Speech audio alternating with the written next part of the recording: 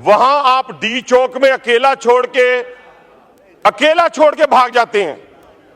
आप डी चौक के अंदर कारकुनान को छोड़ के भाग गए, आप वालदा मोहतरमा को छोड़ के भाग गए।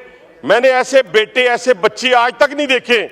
लेकिन मेरे बहुत ही सीनियर दोस्त हैं, सीनियर शायद मेरे से नहीं है पार्लिमानी सियासत में, लेकिन स्पीकर रहे हैं।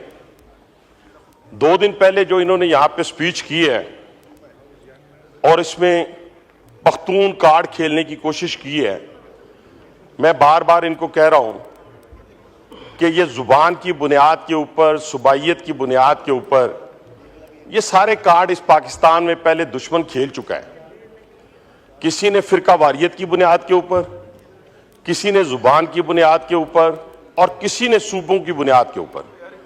ये जो आप खेल खेल रहे हैं, ये एक नाजुक खेल है। इसको पाकिस्तान की सालमियत पर अगर आंच आ रही है तो खुदा के लिए अपने इक्तदार की खातर ये कहना छोड़ दें। अच्छे बच्चे बने हैं, 8-10 दिन हुए आपको अच्छे बच्चे बना हुआ, तो आप अच्छे बच्चे बने रहें। दूसरा, अगर किसी को भी कोई जिच पहुंची है सियासी तौर के ऊपर तो उसका सियासी मुकाबला करें। आज जो गुफ्तगू आप करते हैं या करने जा रहे, मैं अब की आपको गारंटी देता हूं रावलपिंडी की, जी मैं रावलपिंडी से नुमाइंदगी कर रहा हूं। मैं कहता हूं कि एक पख्तून को, जनाब स्पीकर, एक पख्तून को रावलपिंडी के किसी एक थाने में बेगुनाह, गुनाहगार पंजाबी हो, पख्तून हो, वो सरकारी इमलाक को नुकसान पहुंचाए, वो किसी प्राइवेट इमलाक को नुकसान पहुंचाए, मैं जिम्मेदार नहीं हूं। लेकिन एक पख्तून को अगर रावलपिंडी के किसी एक थाने में बेगुनाह 1 रात 1 दिन रखा जाएगा, जनाब स्पीकर, मैं उसका जवाब दूंगा आपको। मैं नहीं हो सकता, यह मुमकिन नहीं है कि किसी पख्तून को बेगुनाह पकड़ा जाए। लेकिन आप करते क्या है जनाब स्पीकर, यहां पे आप आंखें दिखाते हैं स्पीकर को, वहां आप डी चौक में अकेला छोड़ के भाग जाते हैं। आप डी चौक के अंदर कारकुनान को छोड़ के भाग गए, आप वालदा मोहतरमा को छोड़ के भाग गए।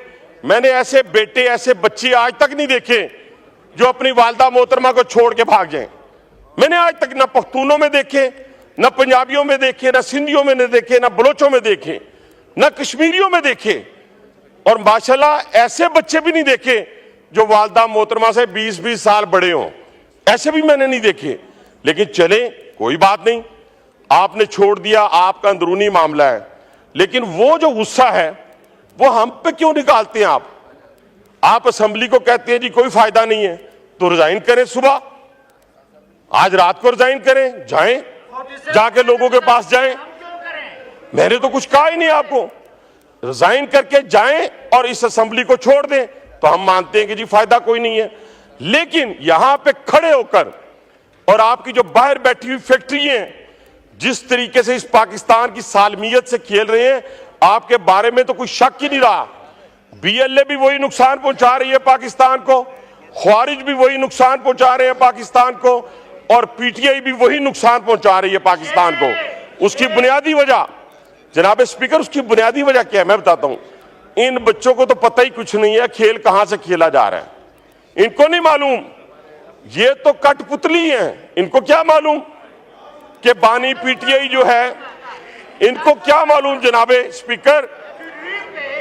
स्पीकर, ये कदम कदम बनाएं, घबराना नहीं जनाब स्पीकर, घबराना नहीं, ये कदम कदम बनाएं, ये सवाद कुएं जाना, ये कदम कदम बनाएं, ये सवाद कुएं जाना, जिन्हें जिंदगी हो प्यारी वो यहीं से लौट जाएं। वहां से भागते हुए आते हैं आप, शुक्रिया, और कहते नहीं शुक्रिया सर। अभी कहां से शुक्रिया, अभी तो 2 मिनट और आपके अर्ज सुने, स्पीकर साहब देखे ना, अर्ज सुने आपके, 1 मिनट चेयर से भी सुन लेना, चेयर की भी बात सुन लें। हनीफ अब्बासी साहब, आप चेयर की भी बात सुन लेना, आप चेयर की बात सुन लें। 1 मिनट, आप चेयर की बात सुनेंगे तो फिर आगे चलेंगे ना।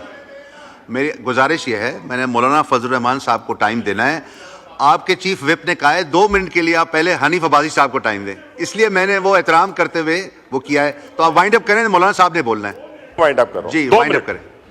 तो मैं ये कह रहा था कि इनको समझाने वाली बात ये है कि आप देखें ना, वो लीडर ऑफ द अपोजिशन माशाल्लाह बड़ी जबरदस्त बात की उसने अब सीधे रास्ते पे आ गए और सीधे रास्ते पे आने के बाद फिर नामालूम का जिक्र उन्होंने शुरू कर दिया।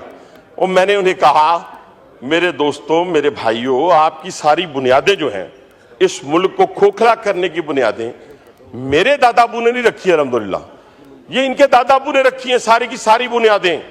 ये कल भी जो सकूते ढाका के ऊपर बात कर रहे थे और इनका सोशल मीडिया जो आज वहां पे बातें करता है, और खास तौर पे एक में बड़ी अफसोसनाक बात है जिसको मैं कंडेम करता हूं, जिसको हमने बचपन से पढ़ा।